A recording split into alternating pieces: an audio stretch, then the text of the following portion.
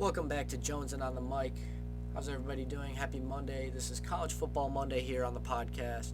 Sorry not for posting anything on Friday, but I went home on a little vacation and I needed that. So now I'm back. I'm better. I feel refreshed, and I'm ready to start things off on this great Monday. Happy 7-Eleven, by the way. Hopefully everybody got their free Slurpees from 7-Eleven. I didn't. I was busy doing other things, but I might go later. I don't know. We'll see here. But anyways, the top recruiting classes of 2023. So I looked at the teams, and I looked at the national thing. So I looked at who overall had the number one recruiting class as of right now, and what I looked at really the top five, because those were the only ones that really stuck out. They were ahead by a lot. And then I noticed something was a little off, and so that's kind of what I'm going to talk about later. But as of so far, today, if you were to look right now at 9 o'clock p.m., Ohio State has the number one recruiting class for 2023. They have two 5 stars, 14 4-stars, and two 3-stars. They have 18 total commits already, and this is before these kids have even played their senior year of football. So that's ridiculous. But this usually happens every year. There'll be teams that get early commits right away, but also rankings are subject to change. Not only team but player rankings. Somebody might have a great senior season after having an impressive junior season, but maybe didn't really come into their own until their senior year. And that's when we'll probably see some of the bigger commitments later. But obviously there's still some really big ones happening. Like the other day, Dante Moore just committed to Oregon. Congratulations to him. But obviously, like I said, there's kids out there that still have to play their senior season. I mean, these guys all do. So there's going to be guys that move up the rankings, and there's going to be guys that fall down. But that happens every year. So number 2 is Notre Dame. They have 19 commits. So they have one more than Ohio State, but they only have one 5-star, but then they have 16 4-stars, and then they also have two 3-stars. Clemson has 17 at 3. They're ranked number 3. Number 4 is Texas, and number 5 is Tennessee. And Clemson has 17 commits, 2 5-stars, 14 4-stars, and 1 3-star. Texas has 3 5-stars, 9 4-stars, and 6 3-stars. And then Tennessee has 2 5-stars, 6 4-stars, and then 10 3-stars. So this is 24/7 sports, and they have a little point system based on if you get certain recruits to commit and how that affects your team score and your recruiting class, whatever. But it was Ohio State, Notre Dame were the clear 1-2. They're not even separated by a full point. So if Notre Dame were to get a 5-star, obviously they would have a better recruiting class and they would jump Ohio State. But I then was okay, Clemson and Texas aren't too far behind, and then it takes another drop to where Tennessee is, and Penn State's not far behind at 6. And I was looking at this list, and I started looking at some of the teams' recruits and who they got, and Ohio State, they've been doing this a lot, but you always see Ohio State has really, really good recruits coming in at the skill positions, and and it's always the big name guys that have a lot of following to them, and they have a big following. And so you look at it and you're okay, they are a very high-powered, flashy offense, as you would say. That's what I've noticed, especially with the recent changes. And even when Urban Meyer got there, that kind of is where I saw things change and they started going more air raid. But the one thing that really stuck out to me as well was Ohio State's in the Big Ten, Notre Dame's an independent, Clemson's ACC, Big 12, and then the first SEC school is Tennessee, and they're at 5, and they're not really close to like where these other teams are, but I've noticed they're all in different conferences, and I was like, where's Alabama? Where, is LSU? LSU's at 9, but like, you know what I'm saying? Like, Alabama always has like one of the top recruiting classes, and you're like, oh, where are they? Well, you gotta think about it like there's also the transfer portal, and then obviously there's a whole nother year of recruiting ahead of them. So I was like, okay, let's check out the Big Ten and see how things are looking. And the Big Ten, obviously, it's Ohio State, then Penn State at 2, Northwestern at 3, Iowa at 4, and Michigan State at 5. And those were the top recruiting classes in the Big Ten, and I was like, okay, where's Michigan? So I also realized, I was like, okay, Michigan also does a lot of recruiting later, and especially towards like signing day, and that's when you start to see some recruits commit. So then I clicked on their list, and I was like, why haven't they really gotten anybody that is like a big name so far, and why aren't they towards the top of the Big Ten and even top of the country? But they've only had 10 commits, and those other teams have had like 18. So obviously they're behind in getting guys to commit, but there's also a lot of guys like that they're still recruiting. And they've got 4 4-stars, and 2 of them just committed this past weekend. And it's Amir Herring from West Bloomfield, who's a guard. He played tackle in high school, and his junior highlights were pretty darn good. And then Collins, I don't know how to say his last name yet. I'll eventually learn. I'll find somebody who knows it and have them tell me how to say it, but I'm going to guess here. I'm going to go for it. It's spelled Aceampong.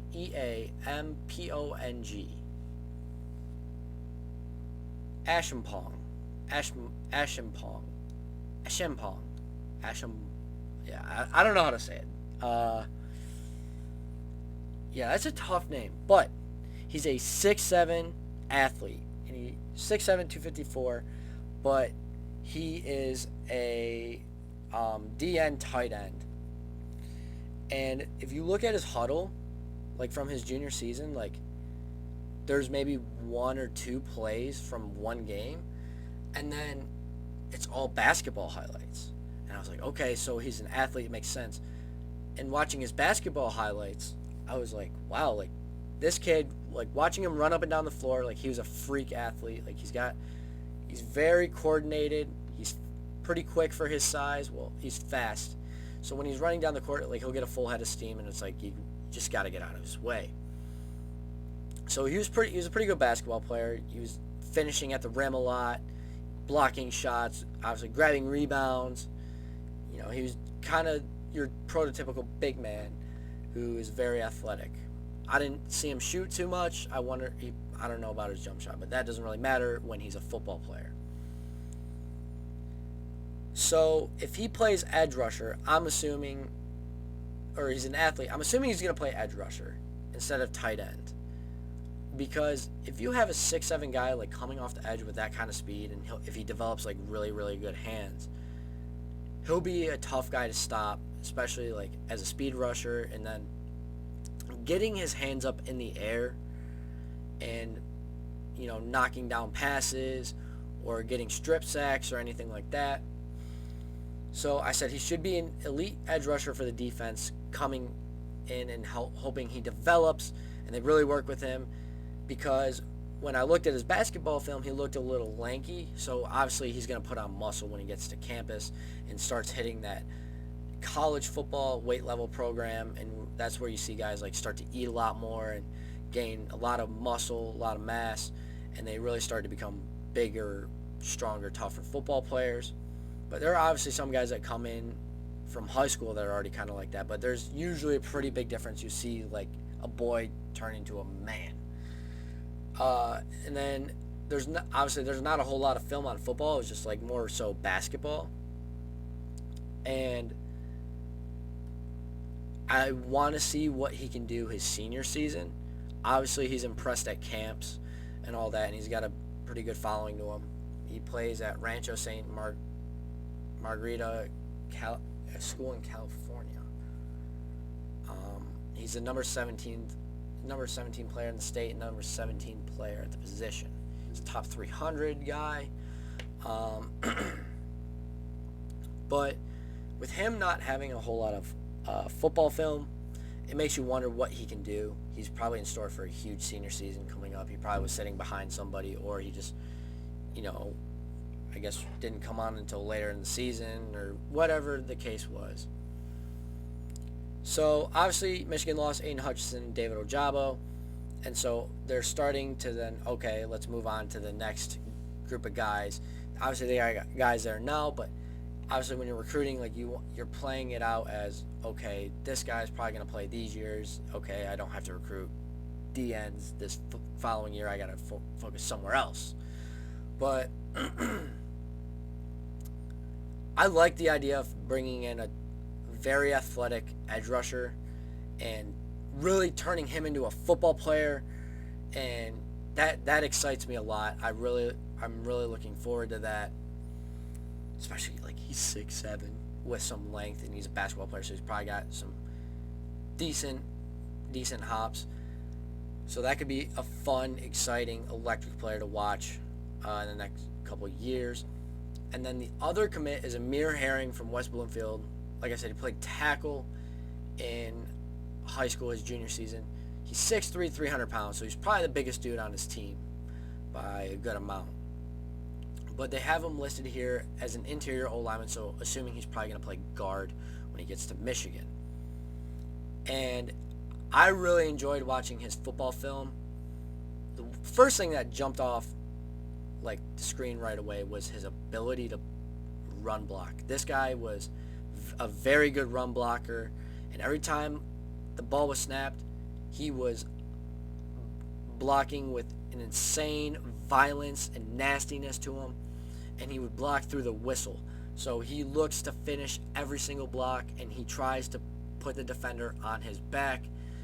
Very, very violent, physical run blocker, which I love. I love bringing that kind of a football player into the team, and it really establishing themselves in the trenches. And then another thing that I noticed was he had great speed to go and like block out on the edge on like outside zone plays and sweeps. Like he would make some really impressive reach blocks and still put guys like into the ground. Like he'd reach out to the D end and who was in an outside technique where he really had to reach, and he showed like good speed getting out there, great hands, and just like I said again, like I'm gonna say again, he is going to finish that guy and put him straight into the dirt. And like as you can tell, that film kind of got me juiced up, and I was really excited to talk about this kid.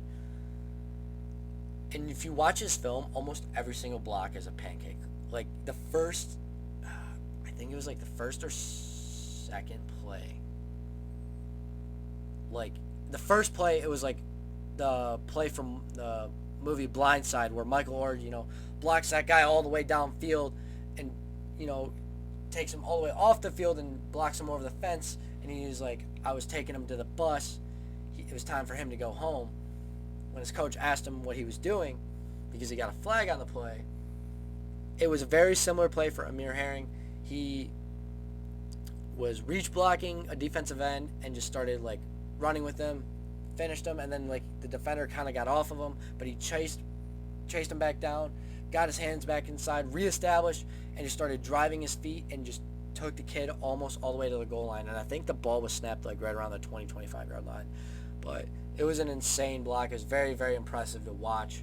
And I was like, man, like that's a great player and a great first play to put on your film, because you're like, okay, I'm going to bring in this kind of player. Like he's that kind of guy. He's a physical guy who loves to run block and get after it.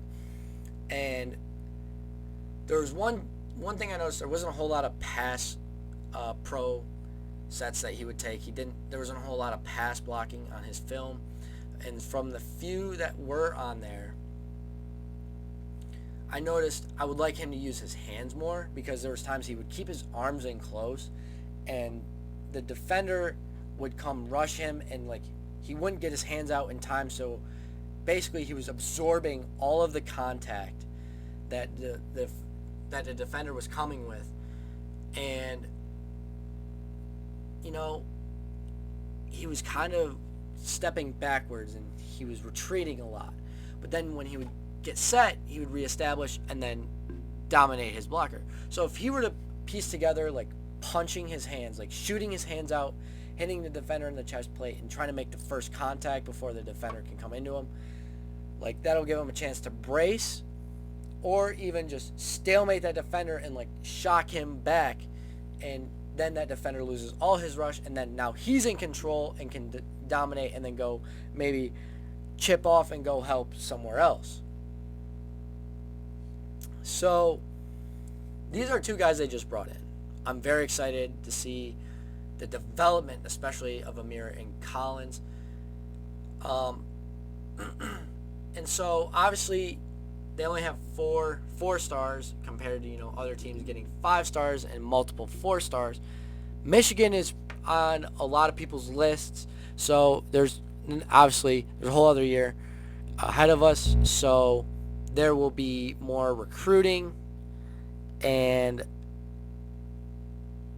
a lot more guys will be committing, and a lot more coaches will be recruiting harder and harder and harder, getting guys to just commit to the school, and then all of a sudden you'll see the rankings change, whether it's a team or individual player. So then I thought, okay, how are the ranking systems going to get shaken up? Like, what's going to happen?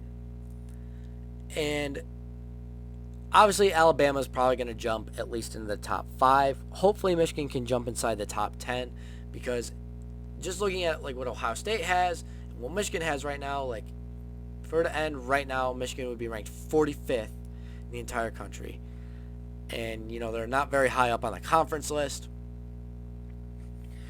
But you could also look at it as Michigan's content with the guys they got, and they're looking to next year really make a big splash in recruiting. And there's maybe a recruit that they really like that they're waiting for him to graduate. But remember, like I said, and I'm going to keep saying this over and over again, there's a whole other year left. They're going to get guys. It's going to happen. So it's interesting to see who they can get to commit from here on out. But they also have a running back coming in who's a 4-star, number 3 player in the state of Michigan, Cole Cabana from Dexter. He's a 6', 180-pound running back. I can't remember if I watched his highlights or not, but if I did, I think he was a pretty physical guy, more so like power. I don't think he had like blazing speed, but I mean, you don't need to be a absolute burner if you're a running back. If you can be shifty and powerful when you're running the football, you can get the job done. As long as you get average 4 to 5 yards every carry, you'll be all right. But I like the team Michigan has now. Obviously, like the defense has to get better, and they've already started doing that with recruiting Collins. I'm assuming he's going to come in and play defensive end. And then there's a kid named Samaj Bridgman from Imhotep Institute from Philly. He's a linebacker. He's also a 4-star. They just got him to commit on the 1st of July. So obviously, like I said, they're bringing in guys. But what guys are they going to continue to bring in? What position groups are they really going to load up on? I would like to see maybe some more D linemen commit, but there's also some young guys there on campus right now. So, I mean, I trust Michigan. I trust what they're going to do. But when you see like Ohio State, they're the number 1 recruiting class in the entire country. You're kind of like, okay, come on, boys, let's pick it up. Let's get some guys. Let's really hit the recruiting hard and get the guys that we want, so we can be able to compete with these guys. Because the talk is the Big Ten's now trying to compete really with the SEC, and the other 3 conferences are left scrambling, trying to compete with the top 2 in the Big Ten and the SEC.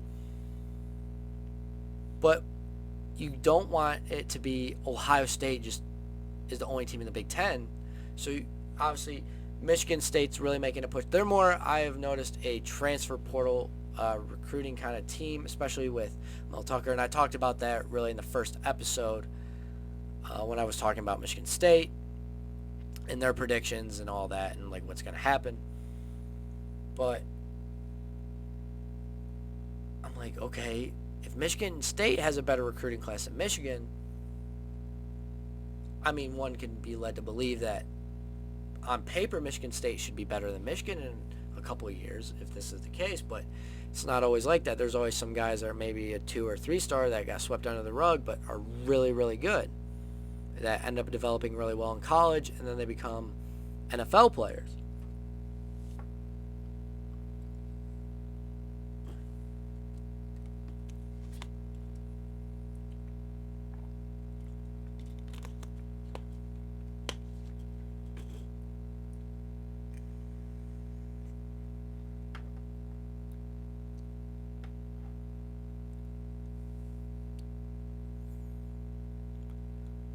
So I'm not worried about, the whole flashiness of getting 5 and 4 stars. I mean, I kind of am, but at the same time, like, I obviously trust the process and the people that were put in place to recruit and the coaches to do what they do and bring in guys for the program.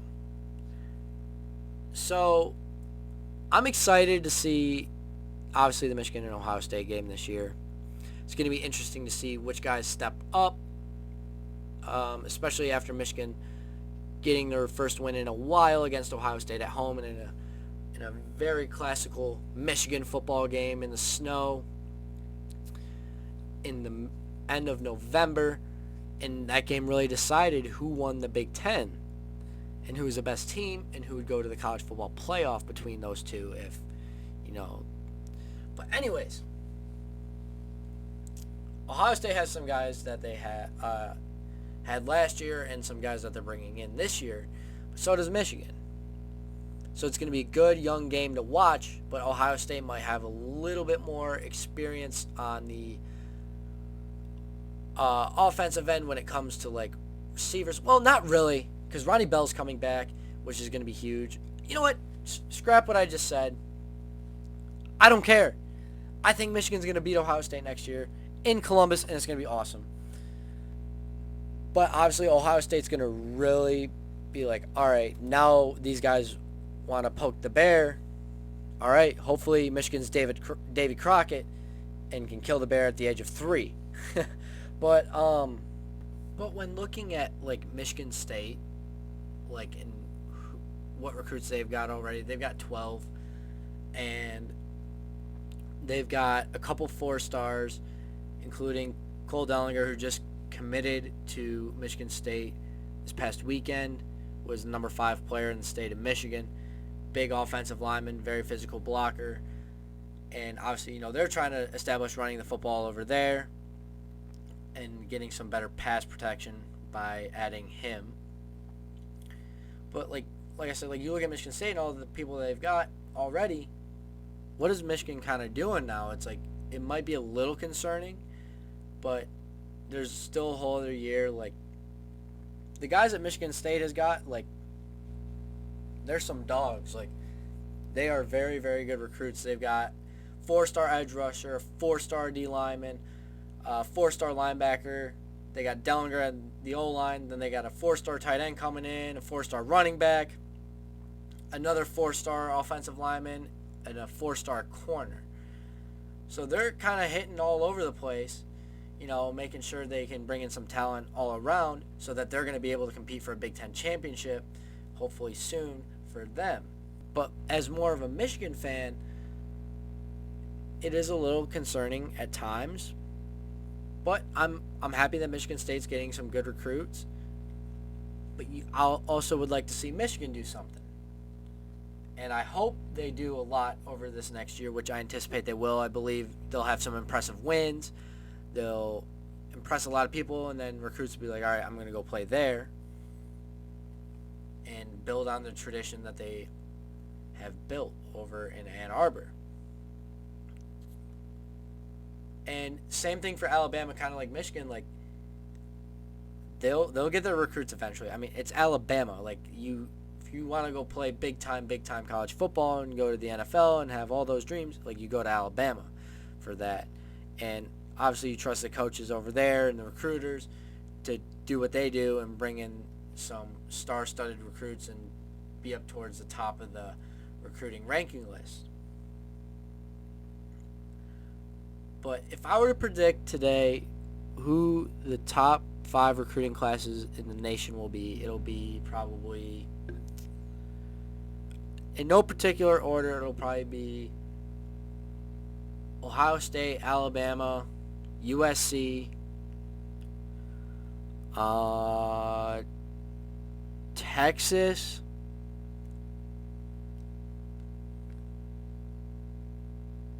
and maybe Notre Dame, Clemson maybe as well, but I don't know. Obviously, like, they'll probably move around a little bit, but yeah, man, that's such a hard thing to predict too. And there'll probably be kids that decommit and recommit somewhere else, and, open the recruiting back up. But I'm excited for college football to start this year. I'm really I want the season to get started. I want football to be back on. I want to, enjoy college game day on Saturdays, waking up and throwing that on the TV first thing in the morning, making some breakfast and, watching the game and at around noon, and have multiple TVs set up, multiple screens with the John Carroll football game. Either if that's away, I'll do that, but if they're home, I'll go to their game and watch some of the other games on my phone as well, or just check for score updates. But the big games I'm looking forward to this year are John Carroll Baldwin Wallace, Michigan State, Michigan Ohio State, Michigan State Penn State should be a good game. Yeah, those would be like the main games I'm really excited to see. And then probably the rematch, if there is one, between Georgia and Alabama, because I could also see them meeting in the SEC championship again. And then Notre Dame, Ohio State, which is week 1 in Columbus, which should be a really, really good game. And, people will get to see Marcus Freeman in his first year as the official head coach, in his first game against the school he used to play at. But I think that'll be all for today. I wanted to keep this one shorter so you guys can have a quick, easy listen. And, leave some things for you guys to submit and ask me to talk about next week. This is kind of like a dead period in college football, so it is going to be kind of hard to find some content or anything to really talk about, but we can figure some things out and talk about it soon. So again, the socials are at Jonesin on the mic on Instagram and Twitter, TikTok as well. Shoot me any questions or anything you would like to talk about. I'd love to interact and talk about some things. But until next time, next Monday, we will bring it all back and let's see what the topics will be. That will be announced later. Stay tuned for the MTM podcast on Wednesday, which is a basketball podcast that I do with 2 of my friends from back home. Really great first episode. It was 2.5 hours, so this next one's only going to be an hour. But we have a lot to talk about, including Summer League, our top 20 list with 5 honorable mentions, and lots of really cool, fun debates. And you'll see us probably get a little more animated, and it should be fun to watch. And then Friday will be NFL, even though I know I took last week off. There's been a couple things that have happened that I would like to talk about. And there will probably be some big news coming up within the next week. So until then, take it easy. Have a good one. Peace.